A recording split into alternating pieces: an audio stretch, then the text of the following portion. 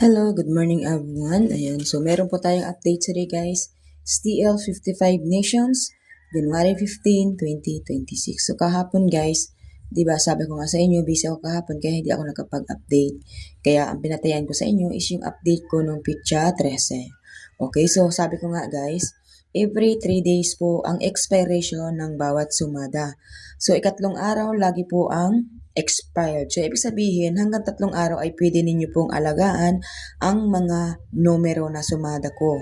So, wala naman pong pinagkaiba yung sumada ko guys kasi ako lang din naman ang nagsusumada sa inyo sa Messenger at ako lang din naman nagsusumada dito. So, wala pong pinagkaiba. Kaya wag po kayong mag-alala dahil lagi naman pong may sumadang nakapost, no? So, kung walang update ng pitchang araw ngayon, so meron naman po nung nakaraan na pwede ninyong tayaan. Ano? So, sabi ko nga guys, alagaan, magtiyaga, hindi magmadali. Kasi po, once na nagmamadali, lalo tayong patatagalin at lalong hindi po tayo makakapagpatama or makakatama. Okay?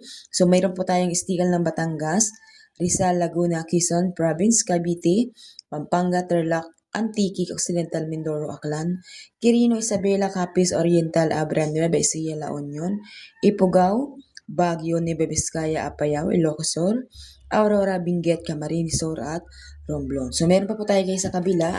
So, yung iba kasi guys, hindi na tinatapos. Masyado po kasi nagmamadali. Okay? So, still po tayo guys sa kabila. So, out of 55 po yan. So, ibig sabihin, halos kompleto po yan. Okay? So, Sorsogon, Negros Occidental, Zambales, Kalenga, Caloocan, Bataan, Angeles, Santiago City, Marinduque, Cagayan, Pasay City, Bulacan, Mount Province, Manila City, Marikina, Ilocos Norte, Camarines Norte, Naga City, Palawan, Pangasinan, Quezon City, Las Piñas, Catanduanes, Parañaque, Muntinlupa, Taguig at Pateros. Okay? So, yan po ang ating sumada today guys. Please like and share sa mga mag-share po nitong ating videos.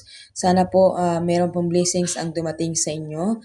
Ayan, wag pong maging madamot sa pag-share guys. Wala naman po yan.